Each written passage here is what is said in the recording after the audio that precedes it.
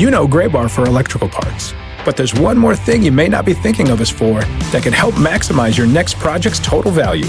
Our pre-project planning services are designed to help you win the bid, save on labor costs, and keep your installers productive across your entire build. The sooner you call us, the better. Because when we're there from the beginning, we can anticipate your needs and help you solve problems before they become problems. Yep, Gray Bar does that.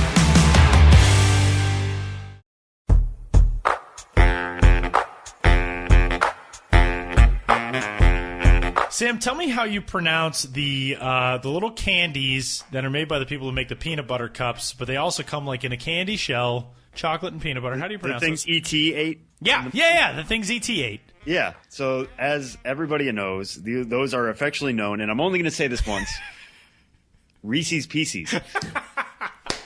They are Reese's Pieces. I said it twice. There you go. I said it twice because you know what? Reese's Pieces is fun to say. 3 times! Yep. It is fun to say. Candy is fun. That's how we're leading off this podcast. Ever since we recorded, candy is fun. The last 2 episodes of the show before the show, the Minor League Baseball podcast, Sam and I, we've hung out, we've watched football together, we've shared nachos, and were there any nachos, actually? I don't think there were nachos. There was a lot of food, like fried food. There was a lot of like bread stuffs. There was like mozzarella sticks, tater tots. But yeah, we've done that, and we have also learned that we stand on 2 opposite sides of the chasm of how to pronounce Reese's Pieces, as Sam says. Yeah. So we learned that yesterday about each other. It's just been it's been like 2 weeks of bonding over the holidays. So welcome in, everybody. Hi, Sam. Hi, Tyler.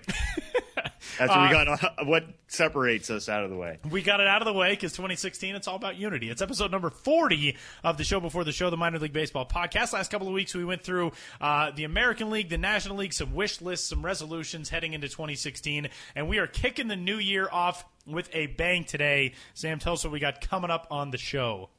Yeah, so this week we're kind of going Red-centric. We're going to talk later to player development director Jeff Graupe. We're going to break down a little bit of the Chapman deal, hopefully talk to somebody involved in that deal who you hear from a little later today. And, we'll talk. We're going to start off with the Hall of Fame because that's what everybody's talking about in baseball this week. And we're not going to be a baseball podcast that completely forgets about the 2 newest inductees in Ken Griffey Jr. and Mike Piazza. Not only are we going to talk about it, but we're going to talk with a guy who was there at the press conference today, and he is one Sam Dykstra. Tell us about it. Ken Griffey Jr. goes in with the highest percentage of a vote getter in Major League history.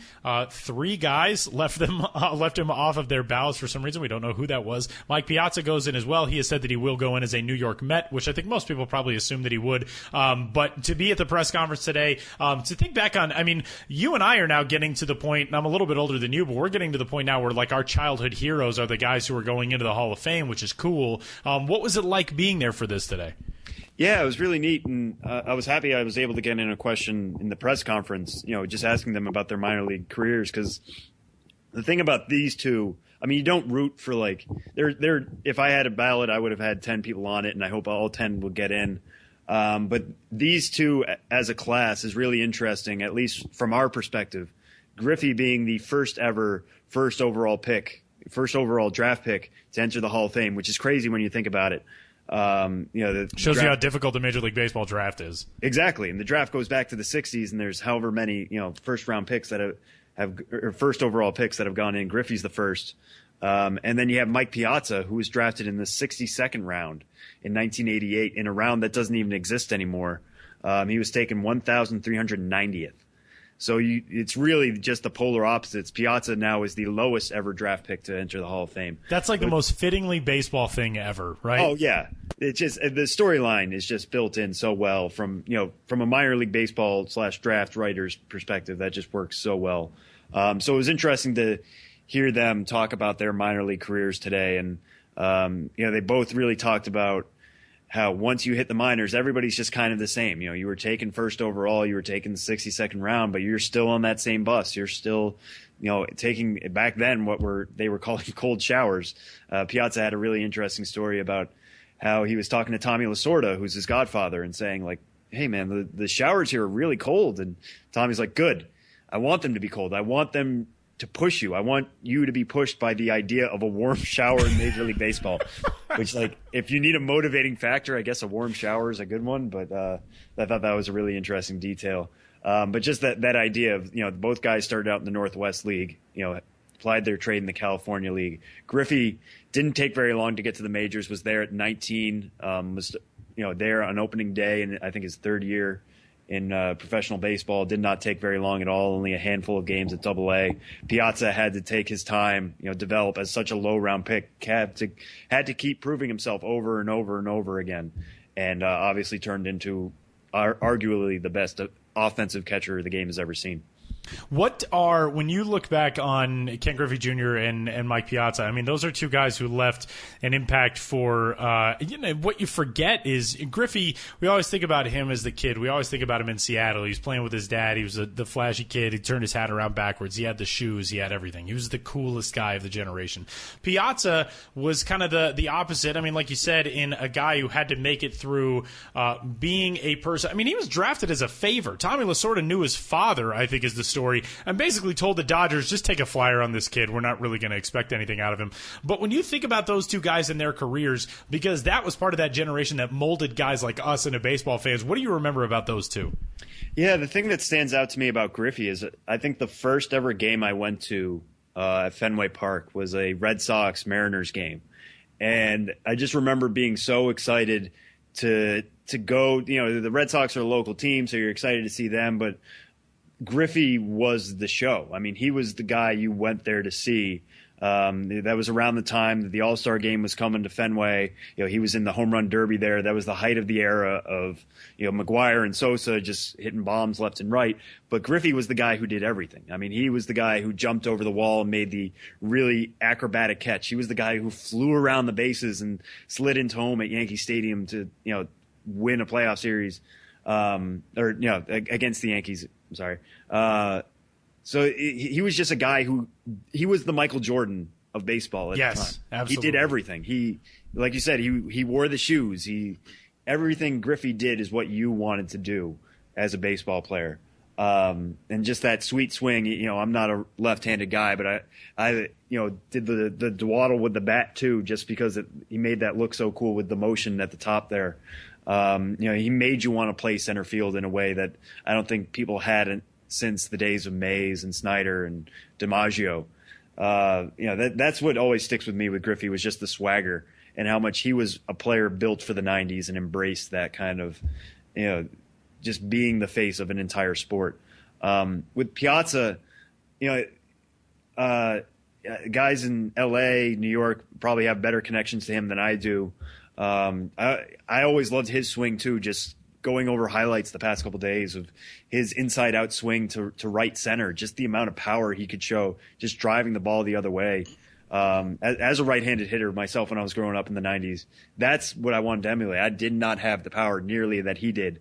But being a guy who could hit the ball a ton and still play catcher when you're told catchers aren't necessarily offensive guys, was really cool to see firsthand. What about for you, Tyler?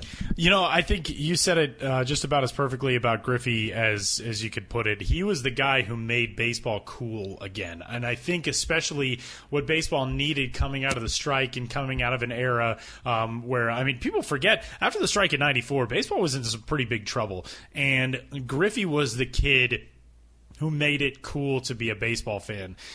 That's what I remember most about him. Was I had friends. I grew up in a city with a National League team with no connection to the Mariners at all. I had friends who were Mariners fans just because they wanted to like Griffey. And he made it the next generation of baseball. He made it something neat for them to be a part of. And like you said, he was the Michael Jordan of baseball for a time. He had the shoes. He had the swagger. He had the perfect swing.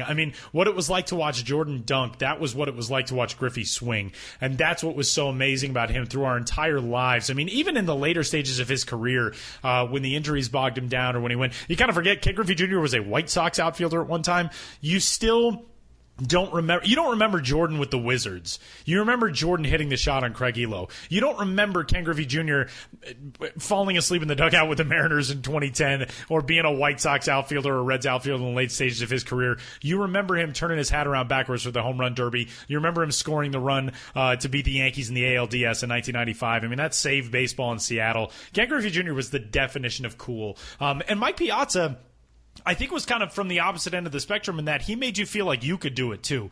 If Piazza could be drafted 1,400 picks in, and a round of the draft that no longer exists, and he could make it, and he could be a Hall of Famer, then it felt like anything was possible for any of us. The one memory that I have of Mike Piazza, he had a home run against the Rockies, I think I want to say in 1997, that went onto the center field concourse at Coors Field on the fly. It's still the longest home run in Coors Field history. It was pre-Humidor and all that, so it was back when it was just bonkers ball at Coors Field. But I've never seen a baseball hit that way by anyone. And there was a good comment on Deadspin about it today. Tom Lay, who's actually a Denver kid also, and says that he was at that game. He wrote, the best part about that video, and the video is up there, you can find it on MLB.com as well, is that after Mike Piazza hits that ball, he winces like he feels bad about what he just did to the baseball. That's what was so cool about Mike Piazza. He ended up being so good that it was like it was out of his control. Yeah, and him the same way. Ended his career with the A's, but it's really those things in New York and L.A. One thing I always remember too is just the way he was traded to the Mets. There was that little spigot in there with the Marlins. You woke up one morning to find out Mike Piazza, greatest catcher at the time, traded to the Marlins, and I was like, oh, that's really interesting. And then a couple days later, 5 glorious games with the Marlins. Right, yeah. A couple days later, he's flipped to the Mets again, and it's just like, where did that come from? But then, obviously now he's going in as a Met. So he seemed today at the press conference very grateful, to the city of New York, to the Mets fan base, to everybody involved in that organization. Very thankful for where he ended up landing and what followed after that. Very, very cool. Also, one note that I want to point out, this went around on Twitter yesterday and blew my mind. Ken Griffey Jr. has that very iconic rookie card from Upper Deck in which he has the bat on his shoulder. He's got the couple of chains on. He's wearing the old school royal blue Mariners hat with the gold S on the front.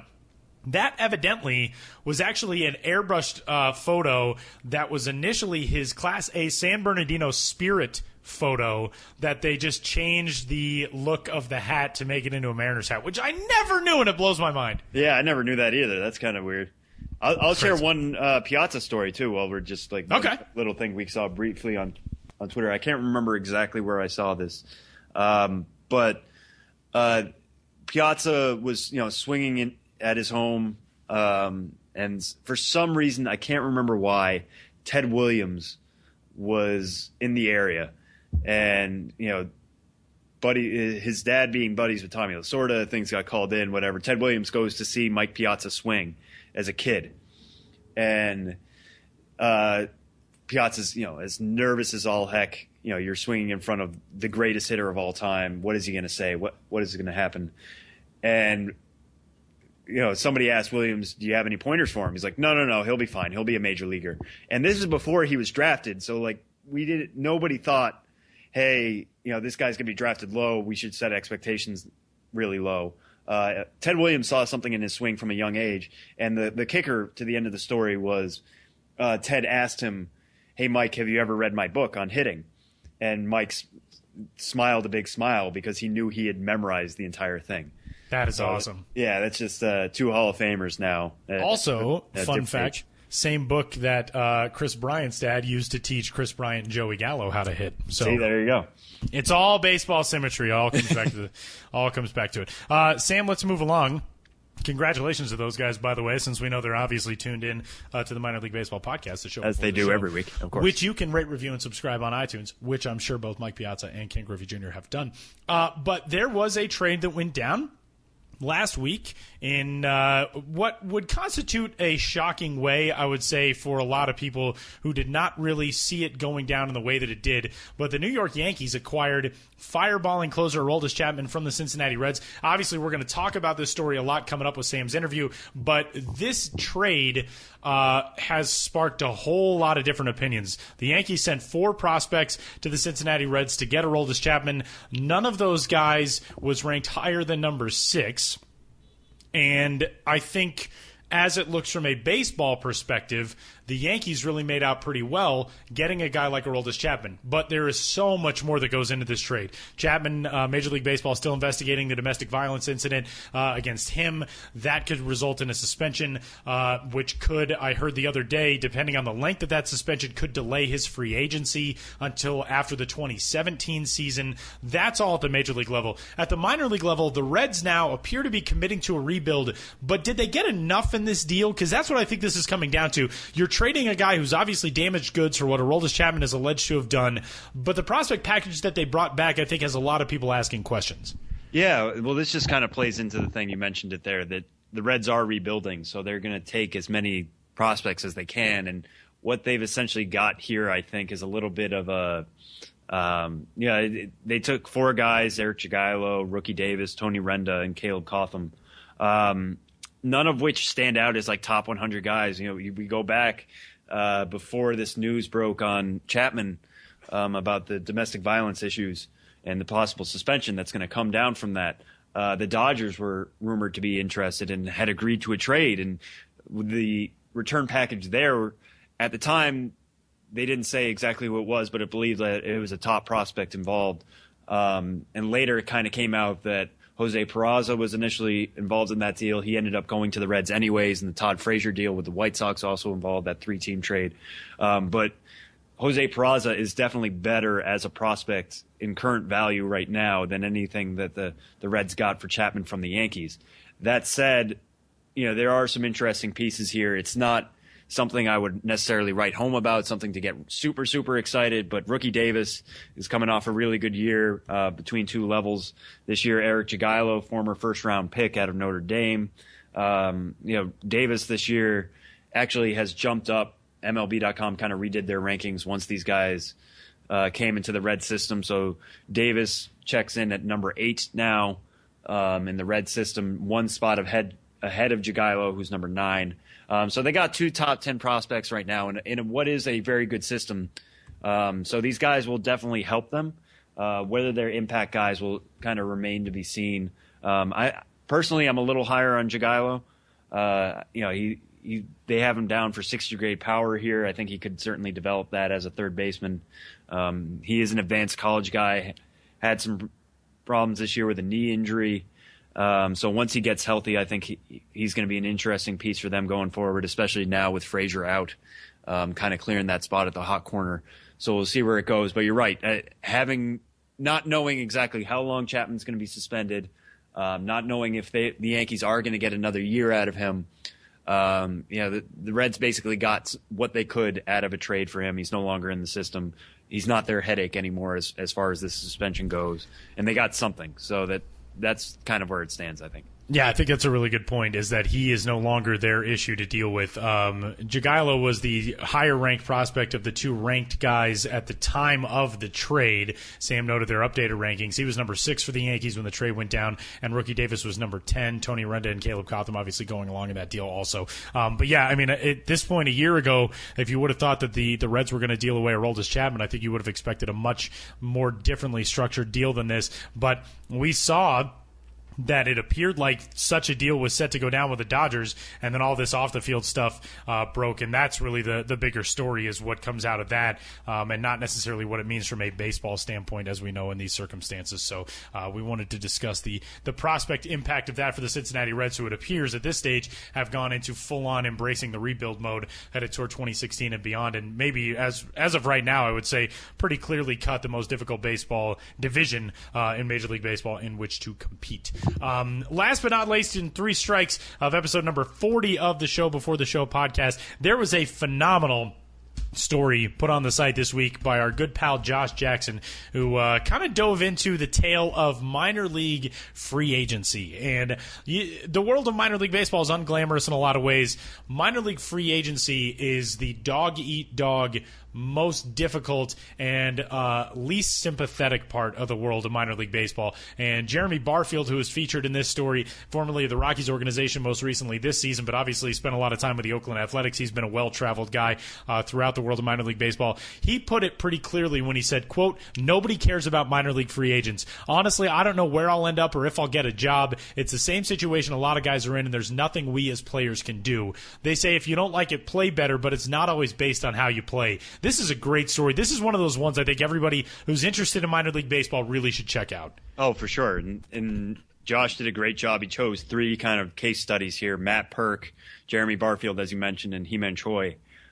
Choi is the one I think I might be a little interested in, just because he's a Rule 5 pick this year, in that, you know, he had a broken fibula this year, didn't play a lot, got signed by the Orioles as a minor league free agent, and then got picked up by the Angels, who could have signed him as a free agent anyways in the Rule 5 draft.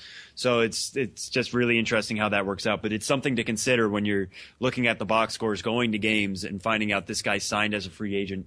All the stuff that has to go into that. And sometimes these guys get multiple offers. I mean, you know, He-Man Choi got a number of different offers, and he got to kind of pick what was best for him when he did sign with the Orioles. But like Matt Perk talked about how the White Sox called him first, and that really kind of stuck with him. But these aren't necessarily like this isn't Major League Baseball. It's not the NBA. It's not, you know, these other major free agent signings where you're sitting there and just waiting for offers to come in. If you're somebody like Barfield, you know, you wait for one offer to come in and you jump at the chance, even if it's just to show up at spring training. Yeah, and you're waiting on a 1-year deal for the minimum with no signing bonus. I mean, this is not, yeah, exactly. It's not like you're Zach Greinke sitting around weighing a bunch of offers on who's going to come in and outbid everybody else. You're basically looking for the best possible situation. But, I mean, this is one of the toughest times a year, and I think Josh really illustrated it well in the open to this story, in which he talks about how Jeremy Barfield, like everybody, really liked watching the World Series, but the last out of Game 5 carries a lot of different significance when you're a minor league free agent, because that means 5 days later you're unemployed.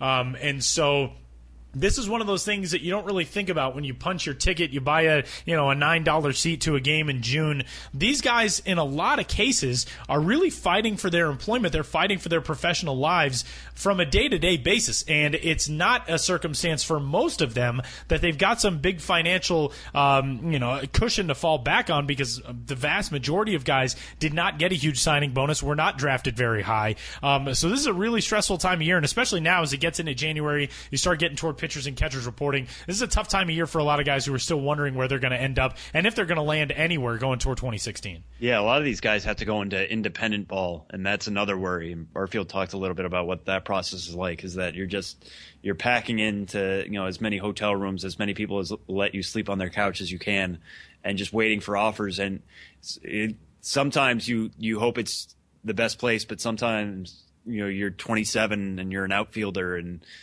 teams just need a 4th or 5th outfielder, so they'll call, and you have to hop on a plane to Hartford, you know, in 15 minutes. That's just the way it goes, and it goes to show, you know, just the dedication these guys have, if they are playing, you know, deep into their 20s, even 30s, you know, still at this minor league level, even if they haven't achieved their dreams of the majors yet.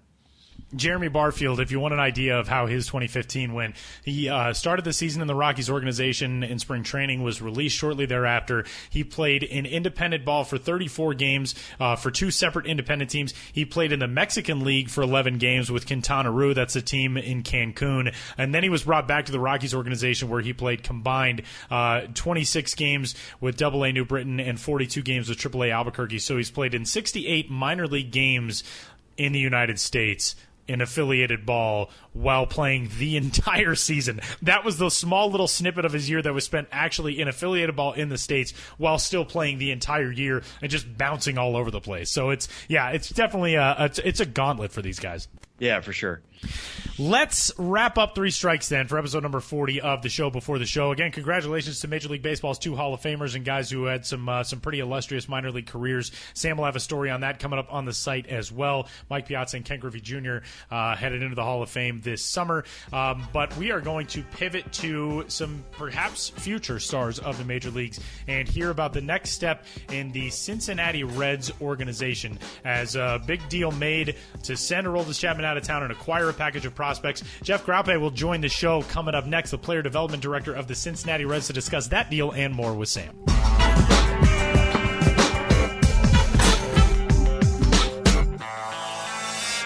Our guest is Cincinnati Reds director of player development, Jeff Graupe. Jeff, welcome to the show. How's the offseason been treating you so far? Thanks for having me. It's been busy, as I'm sure everyone knows. It's kind of been an exciting time to be in the minor leagues with the Reds. Had a lot of turnover, a lot of new faces coming in that we'll get a pretty good look at here in spring training. But instructors, scouts, my seat, it's a pretty fun time here. Yeah, definitely, and that's exactly where I wanted to kind of start off with you guys, just kind of generally. What have the trades this offseason between Chapman and Frazier, a couple other moves, what have the trades done to the farm system for the Reds? As difficult as I think those trades were, and you're talking about 2 guys that were original Reds. Chapman often doesn't get thought of as a guy that was developed per se, but did sign as an amateur, came in, had some minor league time, which was a totally kind of different experience just because of putting a guy in at the upper levels and trying to figure out a plan that would kind of best suit him. And then Todd, as a high draft pick that kind of worked his way up through the minors, had a lot of different experiences, and 2 guys that we've had a long time, cared about, and we're tough to see go. I guess the flip side of that is we get opportunities to kind of acquire more new talent and get to work with them. So, like I said, I think it strengthens the farm system and adds some more good competition to the guys that we already have. Yeah, and I kind of want to get into a little bit of some of the guys you did get through those trades, specifically with Jose Peraza. It sounds like when that trade went down and he was coming over the Reds, everybody kind of had an opinion on him, whether you really, really like his speed or really like his high average ability, or if you just think he's a slap hitter. It seemed like everybody kind of really, really liked him or didn't like him. There was no middle ground with him. How do you guys kind of view him going forward now that he's in the system, now that he's in the organization? Is he a major leaguer from the get-go? Do you think he needs a little more time in the minors? What is your view on Jose Peraza now that he's in the system, now that you've read a couple of reports on him? Yeah, and I think you nailed the process. To be honest, from what I'm doing, I'm evaluating a player a lot like a fan would. I do have the benefit of some expert opinions from scouts in our statistical analysis department, so I get a little kind of behind the curtain peek. But I'm trying to figure out our plan as well, and that's a lot of the fun part of putting the puzzle together. To me, he seems like a guy with a really high line drive rate, who I know a lot's been made of the on base and the walk rate, which I do think are things that we can address. But we see a guy who doesn't swing and miss often at all. And with his combination of speed and line drive, full field approach, we see a guy that's going to support a pretty good ball and play ratio. So I think this guy's got a chance to be really good, and I'm excited to get him in our system. Yeah, and we talked a little bit offensively there, but what about defensively? I know he's got some time in center field. The Dodgers and Braves played him a little different spots. I know you guys obviously have a very good speedy center fielder as it is at the major league level right now in Billy Hamilton. But what have you kind of read? What are your scouts telling you about his defense, particularly at second? Yeah, at second, I think we think he's going to be a plus defender. You kind of alluded to it. We've got plus defenders right now at the major league level in center at shortstop, at second. So we're going to be creative. We're going to take a look at all options and figure out what we think is best for both us and Peraza long term. All right, and kind of going back a little bit, now that we have you, going back to a trade that happened over the summer, particularly with Cueto, and you guys brought in some, I think it was 3 left-handers, but one I want to touch on is Cody Reed, who seems like he had a really breakout season this year, starting in the Royal system, then coming over to you guys and pitching really well at Pensacola. With a guy like that, when he does have a breakout season, how much did it feel like you guys got him at the right time when he's on this upswing that he currently had, start of the season through the end of the season? Yeah. I think our scouting director, Chris Buckley, always says that we get the players that we see play well, and you can't have a scout in the park every single night. So when you get a guy like this who has really good stuff, who has, if he struggled with anything in the past, it's been consistency. This is a guy with electric stuff that we were really high on and wanted to target in this deal. And I know talking to the Kansas City guys, they'd raved about him as well. So it's not like we were surprising anyone. He's really talented. He's really big. I was really impressed with his on-field makeup in terms of how competitive and aggressive he was. He fits right in with, I think, the strength of our system, which is starting pitching, and he's another good one to put in that fold. So, yeah, I think timing combined with doing the work behind the scenes and picking the right guys, this is one that I'm really pumped up about. Yeah, definitely. And kind of staying with pitching, but moving to guys, or a guy you guys have had for a while now, 2011 first-round pick, Robert Stevenson, always been at the top of prospect list for you guys. Everybody talks about his electric fastball, his really, really good curveball. The results necessarily haven't been right up there, at least in terms of ERA and walk rate, but he's always been able to pick up a lot of strikeouts. He's turning 23 in February. He pitched a little bit in Louisville last year. Given his age, given how long he's been in the system, that kind of thing, and the fact that he's on the cusp of the majors himself, how much is this kind of a make-or-break year for him in terms of what his future can be and, in terms of figuring out all the stuff he's needed to figure out? Yeah. No, I think Robert has done a nice job of addressing things as he's gone up. You hit on it in that he's still really young, and to be at such a high level in the minor leagues, pitching and showing that he has had success. I thought this was a nice bounce back season for him from what was a challenging 2014. He's really taken a step forward in learning who he is, in my opinion, and I do think there's some things that he has keyed that I think we're going to see the best of Robert this spring. And another guy that was at the top of your system also has been in there, was drafted a year later, Jesse Winker. Just looking at his splits, going from the first half to the second half in Pensacola, went from a 700 OPS in the first half to a 941 OPS in the second half. What does he have to do this offseason? What are you guys going to be working with him in spring training, that kind of thing, to maintain, that second half push that he had, just the increase in power numbers, really seemed to find himself. What does he have to do to carry that momentum going into, potentially Louisville this spring? Yeah. Last winter we challenged Jesse to really elevate some of the non-statistical parts of his game with his defense, with his throwing, with his base running. To me, Jesse is a player that I was really proud of in 2015. He wasn't getting success that I think anyone necessarily wanted for him. But looking at a lot of the markers that we use, some of it kind of being proprietary data, some of it easy stuff like just strikeout to walk percentage, line drive percentage that's kind of available anywhere. He was doing a lot of really good things in the first half. And although he did make some adjustments, I was really happy in that he didn't just start chasing results and get away from his approach.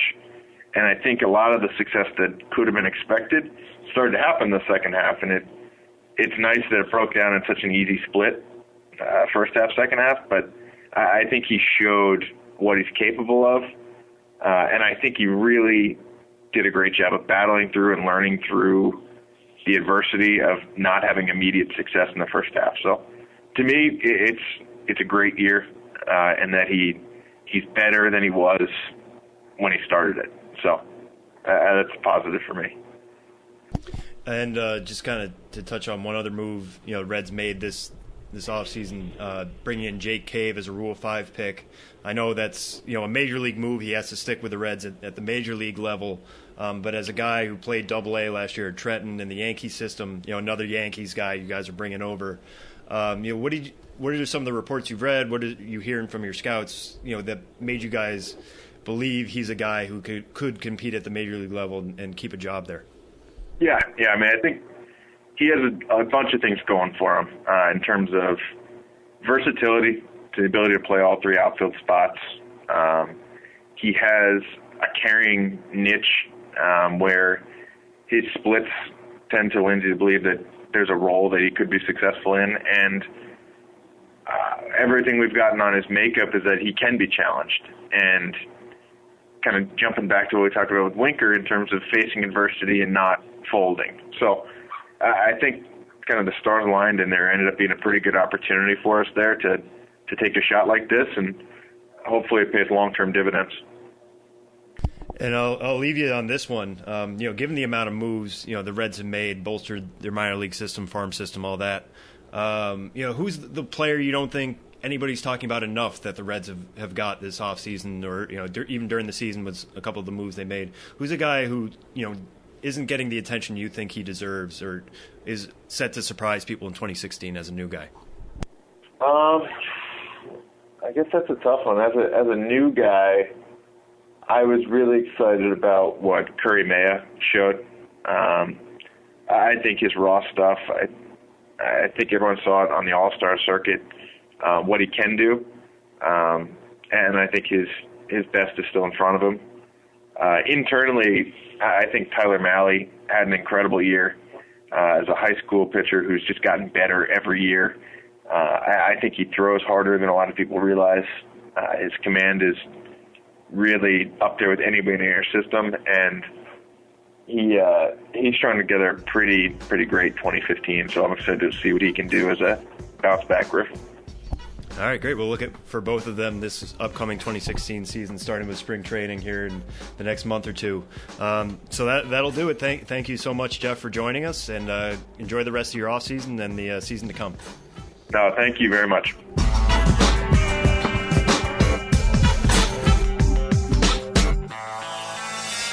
Sam Dykstra, and one of the men in charge of the future of the Cincinnati Reds system, player development director Jeff Graupe, joining the show. It's really good stuff there, and one of the prized pieces of that future for the Cincinnati Reds, and a guy we did not know if we were going to get a chance to talk to on the show today. We are going to get a chance to talk to Eric Jagielo, who is, as of right now, the number 9 ranked prospect overall in the Cincinnati Reds system, and their top-ranked third base prospect, and one of the centerpieces of that deal that sent Aroldis Chapman to the Bronx. Eric Jagielo joins the show next.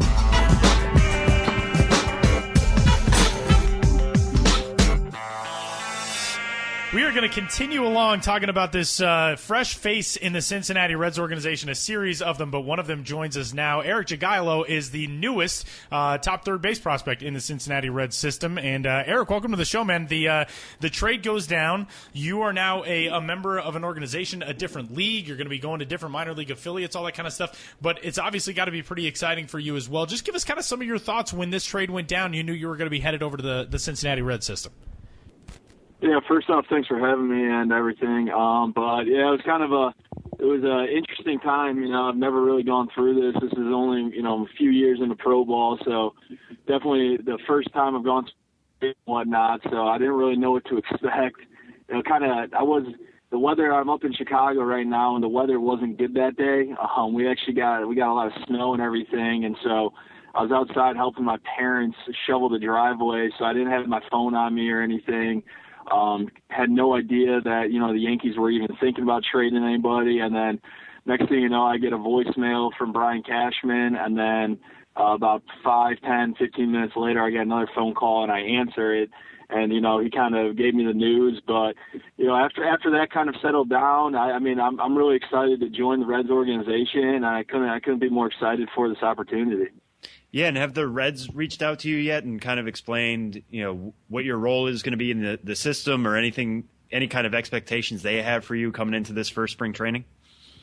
Yeah, I mean, Walt Jocketty, he reached out. He's the general manager, I believe, and then the manager, Brian Price, both of them reached out to me, and then their farm director, and they all welcomed me to the organization. I had good conversations with both Mr. Jocketty and Mr. Price. And they kind of gave me some information. They were excited to have me. They said that they kind of had their eyes on me in the draft, which I believe the Reds were picking 27th and the Yankees picking 26th. So I went to the Yankees first, but I'm excited for it, and it's a new opportunity. But like you said, I mean, it's going to be fun, and I'm really going to enjoy it. So.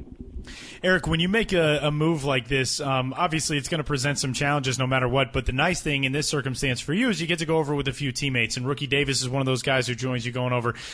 This is a Reds organization that seems to be pretty well committed now to building to compete within the next few seasons in a really, really tough division. And for you guys now to know that you're a part of that, with so much young talent that's already in that system, how exciting is it to not only be able to look at what the future will hold in a system that's trying to rebuild and trying to get back to the top of the NL Central, but to be able to do it with guys that too, and somebody like Rookie Davis who slots in right next to you now in MLB Pipeline's rankings in the Red system?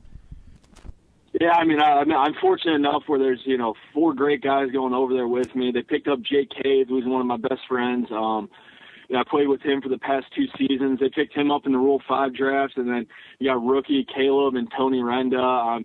I got to know Tony pretty well in the Double-A season when he got traded over to us. So, I mean, they're all really good guys, and I think that that's one of the things that we're going to take over from, some of the stuff that we learned with the Yankees is just that championship culture. And obviously, there's not one better organization to talk about, World Series and everything than the Yankees do, but that's all of our ultimate goals in, baseball and in our careers is to help the big league level and to accomplish one goal, and that is to be, world champions. So, I mean, it's really exciting. It's cool because it's going to be a lot of familiar faces, but then again, I know there's going to be great guys in the Reds organization who have the same goal, so it's going to be fun to try to accomplish that. And kind of looking back at this past year, seemed like kind of a difficult one for you, just in that you weren't able to get back on the field after a knee injury in mid-June. But before that, it looked like your numbers were solid. It looked like you were doing well at the Double-A level, which is a difficult level to jump to after you were in High A the year before. How would you kind of characterize this year, and how are you able to rehab, and how's the knee doing now? Yeah, I mean, besides that unfortunate event, I mean, that kind of happened, and from what I got from our doctor was that wasn't an injury that happened this year. It was kind of one of those things where he said it could have happened when I was in high school. I played basketball in high school, which is more of a, kind of a basketball type injury. So it might have happened there and just surfaced now. So I'm glad that, it could be all fixed. Unfortunately, it caused my season to end shortly. But I mean, I was happy with how everything was going. I was happy with the progressions. I learned a lot, and the staff did a good job of helping me out and adjusting to that level. So I mean, besides the injury, I don't really have anything negative to say about it. I had a great time. It was a fun experience. It was a really good competition and everything. And then now the knee is all good. I'm feeling really good. It ended up being a little bit longer rehab than what we first expected, but I mean, that was my number one goal is once I knew I had surgery, just to make sure that I was ready for spring training in 2016. And then I think that I'm going to be ready and better than, before. I feel like my body's in better shape than it was before the injury. So I'm happy with the progression right now. And it's interesting you bring up spring training and that, you've been invited as a non-roster invitee to Major League Camp. What do you expect that to be like, working with the guys at the top level and being around a little earlier? Yeah, I had a couple of fortunate experiences last year. I might have had 4 or 5 games over with the Yankees, so I got a little bit of a taste of it. But I mean, that was one of my goals coming into the season is, to get invited to camp, just to kind of be around those guys and learn some things from some of the veterans, but then also just kind of see, what else you can do at that level. And I mean, it's a fun experience when you go over there and just to be a part of it now, right from the beginning. It's going to be my first time, so I don't really know what to expect. I've never been to Arizona before, so I've heard great things about all the ballparks and that kind of stuff. But, I'm kind of going in there with, some open eyes and just going to take it all in. Eric, when you look toward making this next step, I guess in a certain sense, there's got to be some bittersweetness that comes from leaving an organization like the Yankees. But what do you think you learned as a member of the Yankees organization that you can take forward and apply now as a member of the Red system? You talked about, the championship culture with the Yankees obviously is more than anybody else can tout in any other system. But now that chapter of your career is closed, what do you think you learned as a ball player, as a person in the Yankee system that is going to help you going forward? Yeah, I couldn't say one bad thing about the Yankees organization. Everything that they did was first class, and it's really cool. Obviously, a lot of people know that I went to Notre Dame, and there were so many parallels that I saw between the University of Notre Dame and the Yankees organization. But I think that one of the biggest things I'll remember is just the way they kind of taught you to be a professional. How to go about your business the right way. They really did a good job of just teaching us those little type of things that are hard to show, about the media and all that kind of stuff. And then they kind of gave us exposure to a lot of guys. I met Derek Jeter, and I was part of the thing called Captain's Camp last year, and Gary Dembo brought in Jeter. He brought in Tino Martinez. He brought in a bunch of other guys. Jim Hendry talked to us, and they all gave us different, opinions about other stuff. Talked about, their championship culture, the times that they played, what they were looking for, and all that kind of stuff. So, there was just a lot of cool experiences. There's a lot of cool people that I've met a part of it. So, it's just one of those things where you just try to grab as much as you can and take that on to the next organization. And, hopefully, it sticks on to a couple other guys, and you can learn some new things from some of these Reds guys too. Very cool. Very cool stuff. Eric Jagielo, one of the newest members of the Cincinnati Reds organization. And as you noted, Eric, Jake Cave, another guy who's come over to the system. We have on the MLB Pipeline prospect rankings, there's a photo of every guy in the top 30, and there are a whole lot of Trenton Thunder jerseys popping up in that Cincinnati Reds list, which is pretty funny, but kind of cool for you guys. Yeah. And Eric, congrats on a good season and finally feeling healthy and stuff coming into this offseason, headed towards spring training. And we wish you the best of luck with the Reds, man. All the best going forward. Thanks, guys. I appreciate it.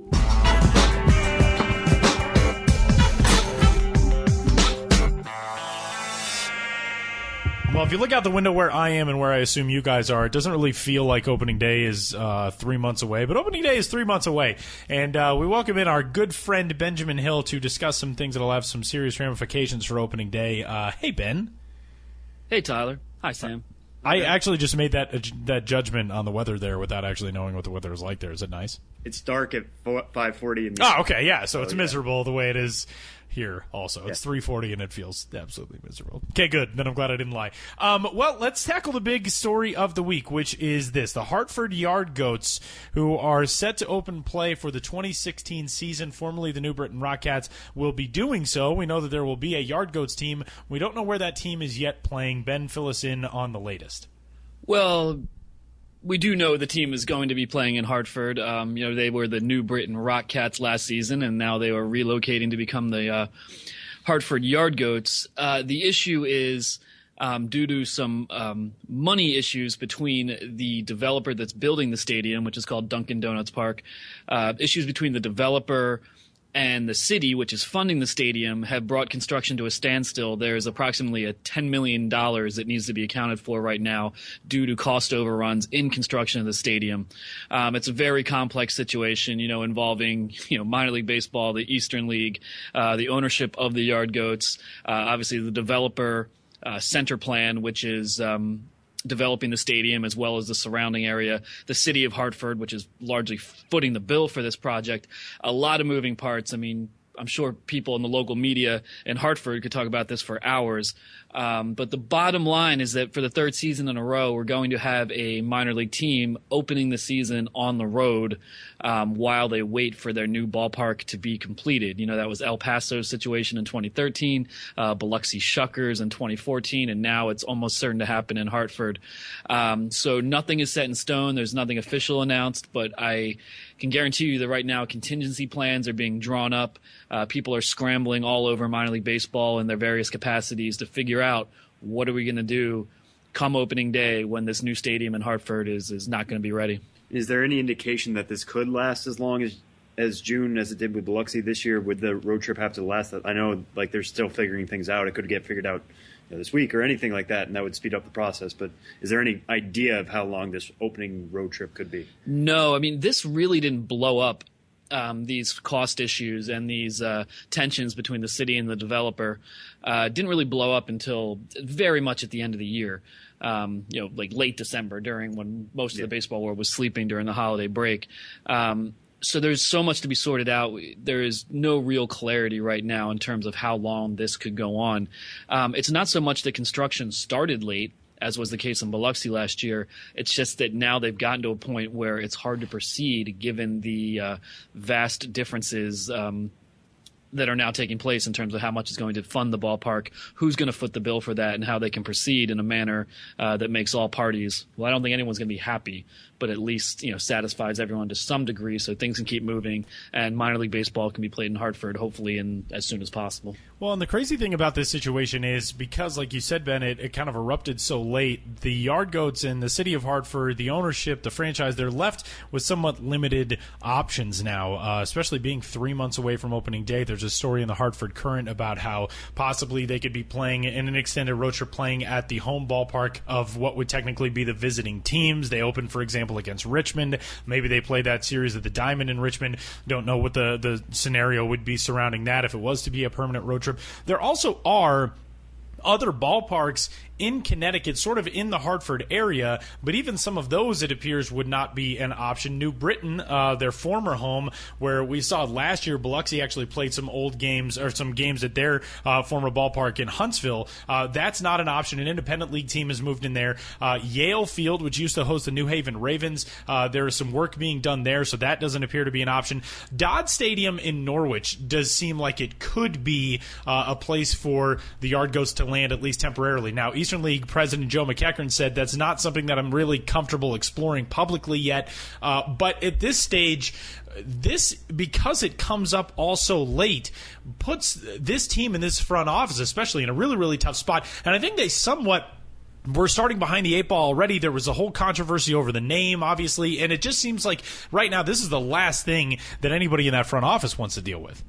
Yeah, and that is who I do have sympathy with in a situation like this, and that the front office are just people, doing their jobs, living their dreams, presumably by working in baseball, and they're the ones who are going to get most of the flack in a lot of ways because they're the ones who are dealing with the season ticket holders saying, so when do we actually get to come to games? When am I going to get a refund for the games that you aren't playing? And to deal with all that, justifiable public anger that things are not going the way they should, especially when public money is involved. But really, that's not the front office's. They're not the ones who've created this situation. They're the ones doing the best to build a brand within that. And I think the Yard Goats have done a very good job of that.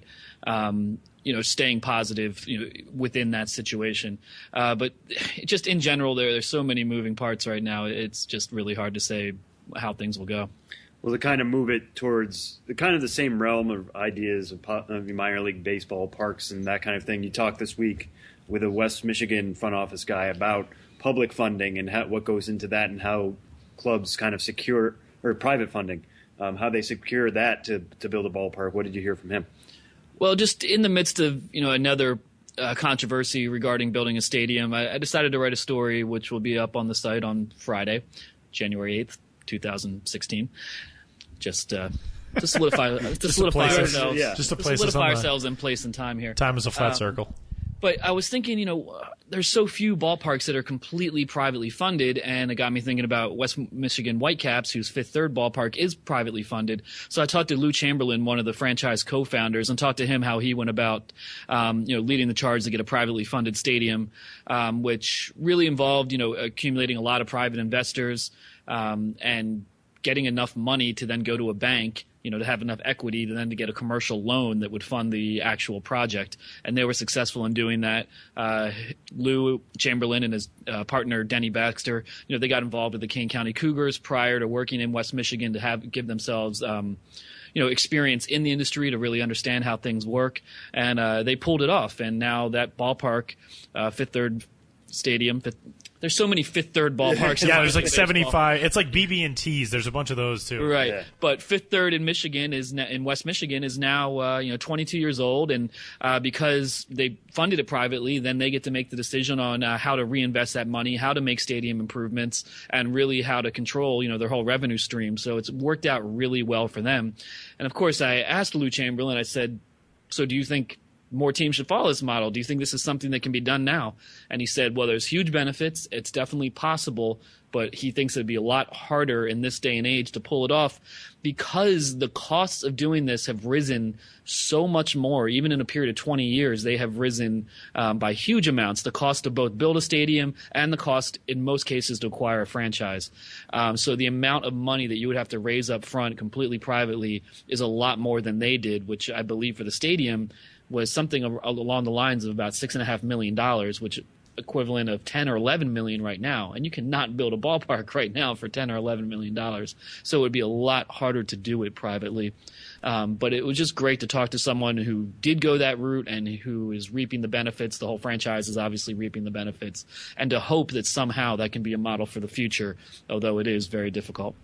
This is one of those issues that is just kind of a constantly churning side of the game of minor league baseball, especially. And it's not something that I really knew a lot about until I got into the world of minor league baseball. But this happens in every league, every season. I mean, we've talked so often about the California League and a couple of teams there who've really been in tough ballpark situations. I know the Bakersfield ownership group just bought the Lynchburg Hillcats in the Carolina League. There's always been a constant discussion about if that eventually will be a shift to the high A level. And it all comes down to ballparks. It all comes down to facilities. So when Dunkin' Donuts Park opens in Hartford, it's going to be a first-class facility. It's going to be arguably the best in minor league baseball. But at this stage now, it's a really big wrench. And like you said, Ben, I mean, you feel worse for the people who have to deal with it in that front office because it's not their fault that this is happening now.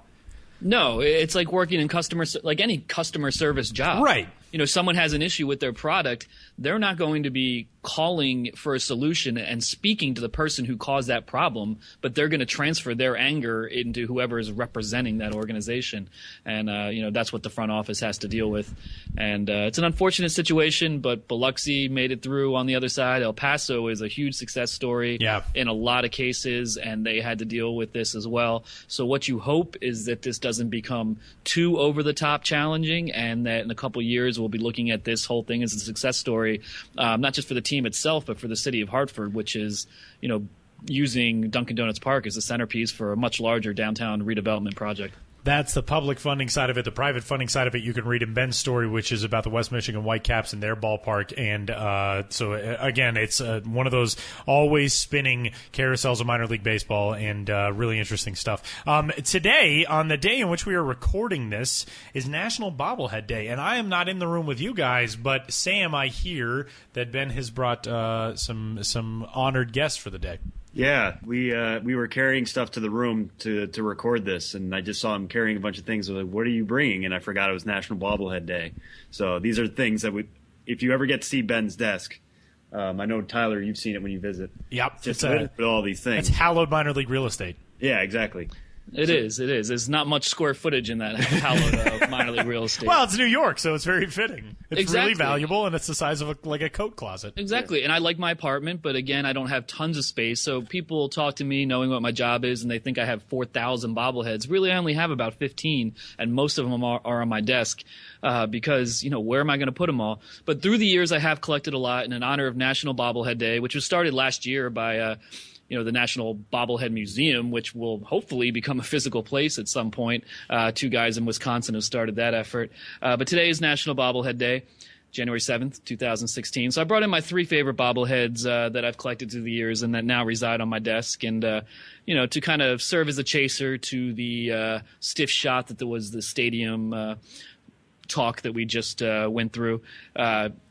Three of my favorites, and you can't see them, so I don't want to go too far and too deep into this. Keep it light. But number one, not in order of best, but the first one I have here, Dallas Braden, given away by the Stockton Ports, in which he is in street clothes, lifting up his hooded sweatshirt to reveal his bare abdomen and his 209 tattoo Stockton native on his abdomen. It's more of a bobble torso than a bobble It is a bobble torso. You're correct.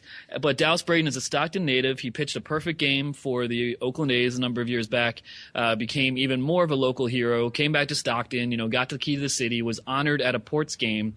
And when he was on the field being honored, he lifted up his shirt to reveal a 209 tattoo, which is Stockton's area code. And the Ports made a bobblehead of that, of Dallas Braden, give him the thumbs up, has a real smarmy grin on his face, and he's showing the 209 tattoo. I love that one. Then I've also got the Bowling Green Cave Shrimp bobble tail. Yeah. And that was when the Bowling Green Hot Rods were coming into being as a franchise, and they had a Name the Team contest. And Cave Shrimp, which are apparently native to that general area, they're blind, was one of the proposed team names, which of course did not win. And then the Bowling Green Hot Rods the next year, in what I believe was one of the first or the first What Could Have Been night. I thought they were like the ones who ushered that in. They ushered really in cool trend. the idea of a What Could Have Been night promo where they take an identity, a different identity, and build a night around what they could have been. So they had Bowling Green Cave Shrimp night, and as part of that, they gave away Cave Shrimp Bobble Tails, which features a shrimp looking like a caveman swinging a bat. My bat is broken, and it has a bobble tail. And again, just really creative stuff, and I am honored to have it on my desk. And finally, actually, I will say this is my very favorite one. I was going to say this is my favorite too of the ones you brought. This is the Iowa Cubs, and if you look at it, it's a very standard-looking bobblehead. Just a player standing there, leaning on a bat, ball and glove down by his feet. But at the base, where the name usually is, it says later. And this is immortalizing all the players to be named later in baseball history. So the Iowa Cubs went ahead and made a bobblehead called Later. So they gave away the player to be named later bobblehead by literally naming him later. That is outstanding. As someone who likes absurd humor and wordplay and just ridiculousness, got to give it to the Iowa Cubs on that one. So just wanted to share some of my favorite bobbleheads that I've collected through the years. Happy National Bobblehead Day, everyone. I hope you're celebrating it with you and yours, and I guess I'll see you. I did this joke on Twitter, but it doesn't work. Never mind. I'm not even going to try. Do you have to see it typed out? No, I just don't. I just don't know how to pronounce the words right. Well, don't even worry about it. I make too many jokes as it is. I gotta go find it on Twitter, and then I'll laugh at it, and then people won't get what I'm laughing at. It's good. It's good. It's good podcasting magic here. Yeah, I said I would see you undulator, because bobbleheads undulate. Yeah, but then I was like, that's better said out loud. Yeah, I think it works. I think that works really well. I was like, undulate, and it just didn't want to come out of my mouth right. I blew it. I had it in my mind. It didn't work. But anyway, it's not about me. It's about the bobbleheads.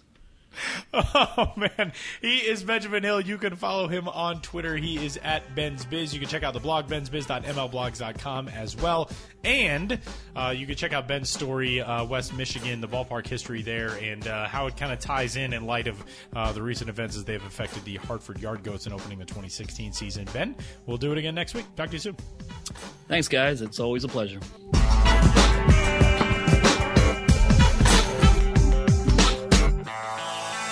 Our biggest thanks to three guests this week. Benjamin Hill, our weekly stalwart. Big thanks to Ben. And also Jeff Graupe and Eric Jagielo, the Cincinnati Reds. You can follow Eric on Twitter, by the way. He is at _JAGIELO. Jagielo, that's his last name. And really good stuff for both of those guys. The Reds are caught, like we talked about a little bit ago, they're caught right now in probably the toughest division in baseball. And they're in one of those down stretches that a team like Cincinnati in that market has to go through every so often, but a lot of excitement for that organization right now as it appears from those two guys. Yeah, like you mentioned, between the Cardinals, Pirates, and the Cubs right now, all on the upswing, all arguably the three best teams in all of baseball. You have to realize what you have and what you need to build towards. So the Reds are certainly undergoing a rebuild process now. This is how you do it. This is how you trade what you can trade and get as much back as you can. And that's how you end up with guys like Jagielo. So now we'll see how they've done, going forward. And with that, we are set to wrap up the 40th edition of the Show Before the Show podcast. You can find us on iTunes. We're there when you search the Minor League Baseball podcast, rate, review, and subscribe to the show there. You can also find us at MILB.com. Sam, what do you have coming up? We're now out of the holiday lull. We're done with Organization All-Stars. We're done looking back at 2015. Everything now, we're racing toward 2016. We've all got our lists of what our features and our prospect Q&As and all that kind of stuff. We got a ton of good stuff coming to the site soon. What do you have up next? Yeah, what I'm working on are prospect projections. The way a lot of sites like to project on how particular players are going to do, and usually we only look at major leaguers. We like to see how Zach Greinke is going to project with the Diamondbacks this year. How a particular trade target's going to project going forward. But we're sticking to prospects. I'm creating tables now. We're going to start with the AL East next week. How the top prospects in each system would project over 600 plate appearances or 200 innings if they're pitchers, how they would do if they played a full season of Major League Ball, exactly what would happen to them, what would happen to their numbers, how would they perform now. It's essentially a way of looking at how ready certain prospects are, at least according to this steamer projection system. So it's going to come up with some interesting ideas of who's more ready than you think, who's not as ready as you think. And whose skill set would translate really well if they were to start the season in opening day in the major leagues. Good stuff coming up there from Sam. Also some Hall of Fame stuff coming up as well. Benjamin Hill, as you heard, up on the site now, his story about West Michigan's ballpark and the private financing that went into getting that facility constructed. You could read that. I'm going to have a prospect Q&A coming up with Sans Spleen David Dahl next week, because I figured when we had prospect Q&As got tossed out there, I figured that had to be the guy that I went after, because that's the most clever turn of phrase that I was able to come up with in the entirety of 2015. So I got that coming up. Also, just today, this story will probably be closer to the end of the month, but today I interviewed former Blue Jays prospect Boomer Collins, who is trying to convert himself from being a minor league baseball player to being a cricket star. So I'll have a story on that, interviewing Boomer Collins, interviewing his coach. It's kind of a reverse Rinku Singh story. Rather than bringing an Indian former cricketer over to play baseball on the American side, a former baseball player trying his hand at cricket on the other side. Is this the John Hamm sequel? Yeah, but I don't know who would play like Bizarro John Hamm. I don't know who would be like. Why not just more John Hamm? Maybe. What if you could just like gave John Hamm like a mustache? He could be like evil John Hamm. John Hamm can grow a mustache. I want to see John Hamm with a mustache. John Hamm has the greatest 5 o'clock shadow on the planet, so I'm sure the mustache would be no problem for him. Yeah, just do that. We'll just make that happen. So that's one of the things I got coming up as well. We're ramping up. We're getting set. 6 weeks away. Pitchers and catchers start reporting all over the world of Major League and Minor League Baseball. So we're pumped. Sam, I believe, is going to head down to Florida. I'm going to head back to Arizona. It's like one of those things you can't stop thinking about because, as you noted a little while ago, it gets dark at like 1:15 in the afternoon now. So it just makes me very excited to think about things that aren't winter. Well, that's why they put spring in there, even though it starts in February, just to give us hope. Episode number 40, wrapping up this edition of the Show Before the Show podcast. You can get in touch with us. Sam is on Twitter. He's at Sam Dykstra, MILB. I am at Tyler Mon. Minor League Baseball is at MILB. Again, you can rate, review, subscribe to the show on iTunes, and shoot us an email if you got a question, a thought, a comment, something you want us to talk about on the show, podcast at MILB.com. We will do our best to accommodate that as well. And until next week, enjoy the 4 o'clock sunsets. We'll talk to you then.